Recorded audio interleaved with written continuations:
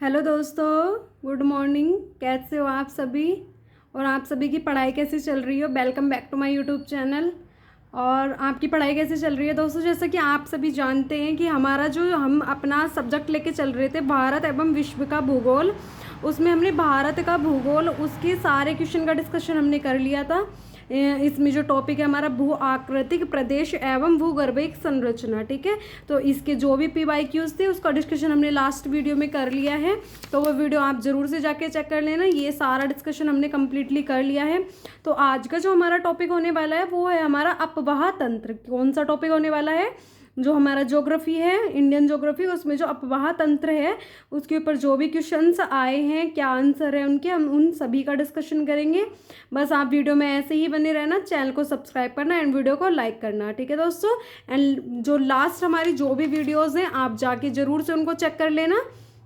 And बस बाकी आपको कुछ नहीं करना है, डेली वीडियो देखनी है। डेली वीडियो आ जाती है हमारी 11-12 बजे तक सुबह की, और बस उसके बाद आप अपनी पढ़ाई पे ध्यान दे सकते हो। 10 से 15 मिनट की वीडियो होती है, ठीक है। तो हम बिना लेट करे अपना सेशन स्टार्ट करते हैं। प्लीज़ दोस्तों, उससे पहले बस एक काम कर दो, चैनल को सब्सक्राइब कर दो एंड वीडियो को लाइक कर दो। एंड हो सके तो किसी एक बेस्ट फ्रेंड को ज़रूर से शेयर करना, ठीक है। तो बिना लेट कर हम स्टार्ट करते हैं। अपवाह तंत्र आज का हमारा टॉपिक है। 2011 से लेके हम क्वेश्चन का डिस्कशन करते हैं। तो 2011 कहाँ पे है? यहाँ पे है 2011, ये रहा, ठीक है। अपवाह तंत्र में जो 2011 में हमारा फर्स्ट क्वेश्चन आया है वो है हमारा तिब्बत में उत्पत्ति पाने वाली ब्रह्मपुत्र, इरावदी और मेकोंग नदियाँ अपने ऊपरी पाटों में संकीर्ण एवं समानांतर पर्वत श्रेणियों से होकर प्रवाहित होती हैं। इन नदियों में ब्रह्मपुत्र भारत में प्रविष्ट होने से ठीक पहले अपने अपवाह में एक यू टर्न लेती है। यह यू टर्न क्यों बनता है, ठीक है, यानी कि यू टर्न क्यों बनता है इसका कारण बताना है हमें। फर्स्ट ऑप्शन में दे रखा है बलित हिमालय श्रेणियों के उत्थान के कारण, या सेकंड ऑप्शन हमें दे रखा है भूवैज्ञानिकीय तरुण हिमालय के अक्षशंगीय नमन के कारण। थर्ड ऑप्शन हमें दे रखा है तृतीय कल्पीय बलयित पर्वतमाला में भू विवर्तनिक विक्षोभ के कारण। और डी ऑप्शन हमें दे रखा है इस संदर्भ में ए और बी दोनों कारण तर्क संगत है। तो जो इसमें हमारा करेक्ट वाला ऑप्शन है वो हमारा बी वाला ऑप्शन करेक्ट है, ठीक है। और ये इसकी व्याख्या दे रखी है, ये आप पढ़ लेना, ठीक है। आ जाते हैं हम 2011 में हमारा एक ही क्वेश्चन आया है। 2012 में हमारा कोई भी क्वेश्चन नहीं आया है। 13 में आया है, वो भी हमारा एक क्वेश्चन। तो वो एक क्वेश्चन क्या है हमारा, नर्मदा नदी पश्चिम की ओर बहती है जबकि अधिकांश अन्य प्रायद्वीपीय बड़ी नदियां पूर्व की ओर बहती हैं, ऐसा क्यों है? ए ऑप्शन इसमें दे रखा है यह एक रेखीय विभ्रंश यानी रिफ्ट घाटी में बहती है। सेकंड ऑप्शन हमें दे रखा है यह विंध्य और सतपुड़ा के बीच बहती है। थर्ड ऑप्शन हमें दे रखा है भूमि का ढलान मध्य भारत से पश्चिम की ओर है। इसमें बताने कि कौन सा वाला हमारा करेक्ट है। केवल एक और दो दोनों, एक और तीन, या फिर कोई नहीं। तो जो इसमें हमारा करेक्ट है वो ए वाला ऑप्शन हमारा करेक्ट है, ठीक है दोस्तों। 2013 में भी हमारा एक ही क्वेश्चन आया है और 2011 में भी हमारा एक क्वेश्चन आया है। अब आ जाते हैं हम 2014 पे। 2014 में भी हमारा एक ही क्वेश्चन आया है, वो है हमारा क्वेश्चन है हमारा निम्नलिखित नदियों पर विचार कीजिए। फर्स्ट है हमारा बैराक, सेकंड है हमारा लोहित और थर्ड है हमारा सुबनसिरी। इसमें बताना है कि कौन सी अरुणाचल प्रदेश से होकर बहती है। केवल एक और दो, मतलब दो और तीन, या फिर एक और तीन, या एक, दो और तीन। तो इसमें जल्दी से बता रहे कि कौन सा वाला करेक्ट है। तो जो इसमें हमारा करेक्ट वाला है वो है हमारा वी, यानी कि दो और तीन, ठीक है। सेकंड और थर्ड वाली अरुणाचल प्रदेश से होकर बहती है, ये इसकी व्याख्या दे रखी है, ये आप चेक कर लेना। आ जाते हैं 2015 पे। 2015 में भी हमारा एक ही क्वेश्चन आया है। तो 2015 का जो हमारा क्वेश्चन है वो है निम्नलिखित नदियों पर विचार कीजिए। फर्स्ट हमें दे रखा है वंशधारा, सेकंड हमें दे रखा है इंद्रावती, और थर्ड हमें दे रखा है प्राणहिता, और फोर्थ हमें दे रखा है पेनार। इसमें बताना है कि उपरोक्त में से कौन सी गोदावरी की सहायक नदियां हैं। तो इसमें फर्स्ट, सेकंड और थर्ड, बी ऑप्शन में हमें दे रखा है सेकंड, थर्ड और फोर्थ। सी ऑप्शन हमें दे रखा है फर्स्ट, सेकंड और फोर, और डी ऑप्शन हमें दे रखा है सेकंड और थर्ड।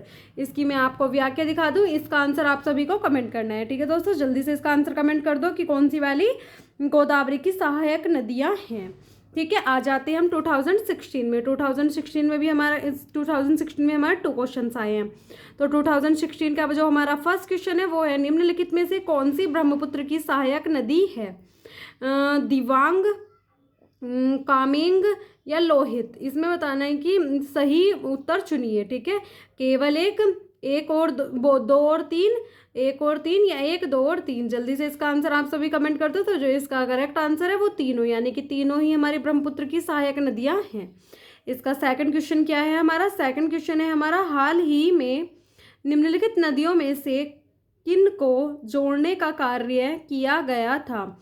कावेरी और तुंगभद्रा, गोदावरी और कृष्णा, महानदी और सोन, नर्मदा और तापी। जल्दी से इसका आंसर बताओ कौन सा वाला करेक्ट है दोस्तों? इसका हमारा वी वाला करेक्ट है, गोदावरी और कृष्णा। ये इसका व्याख्या दे रखी है। आ जाते हैं हम 2017 पे। 2017 में भी हमारा एक ही क्वेश्चन आया है, वो है हमारा, तिस्ता नदी के संदर्भ में निम्नलिखित कथनों पर विचार कीजिए। फर्स्ट हमें दे रखा है, तिस्ता नदी का उद्गम वही है जो ब्रह्मपुत्र का है, लेकिन यह सिक्किम से होकर बहती है। सेकंड उसमें दे रखा है ऑप्शन हमारा, रंगित नदी की उत्पत्ति सिक्किम में होती है और यह तिस्ता नदी की एक सहायक नदी है। और थर्ड ऑप्शन हमें दे रखा है, तिस्ता नदी भारत एवं बांग्लादेश की सीमा पर बंगाल की खाड़ी में जा मिलती है। इसमें बताना है कौन सा वाला ऑप्शन हमारा करेक्ट है, केवल 1 और 3, केवल 2, या फिर 2 और 3, या 1, 2 और 3। तो जो इसका हमारा करेक्ट वाला ऑप्शन है वो है हमारा वी, यानी कि केवल 2।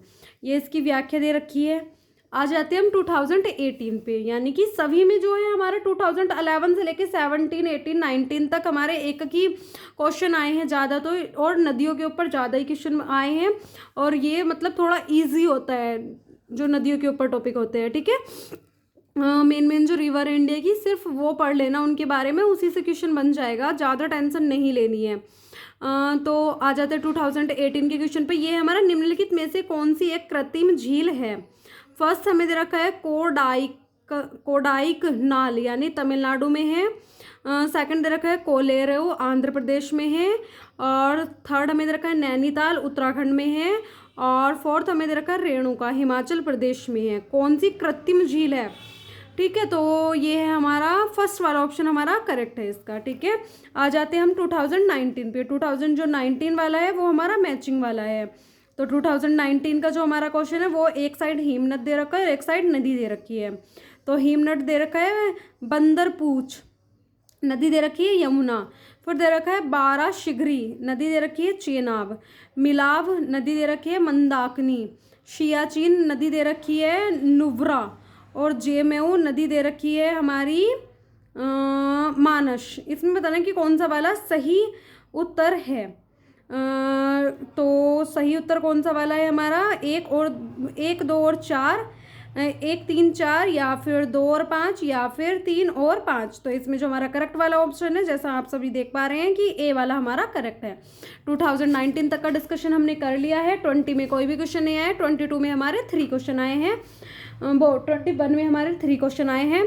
तो 21 का हम क्वेश्चन देख लेते हैं। क्वेश्चन है हमारा, वो सिंधु नदी प्रणाली के संदर्भ में निम्नलिखित 4 नदियों में से 3 नदियां इनमें से किसी एक नदी में मिलती हैं जो सीधे सिंधु नदी से मिलती है। निम्नलिखित में से वह नदी कौन सी है जो सिंधु से सीधे मिलती है? चेनाब, झेलम, रावी या सतलज? तो इसमें जो हमारा करेक्ट आंसर है वो है हमारा चेनाब। ठीक है, आ जाते हैं हम आज की सेकंड क्वेश्चन पे। सेकंड क्वेश्चन है हमारा, भारत के संदर्भ में डिगवाना, कुचामन, शरगोल और खाटू किन के नाम है? हिमनद के, गरान क्षेत्र यानी मैंग्रोव के, या रामसर क्षेत्र, या फिर लवण झील के? तो जो ये हमारा नाम दे रखे हैं ये हमारे लवण झील के क्षेत्र हैं।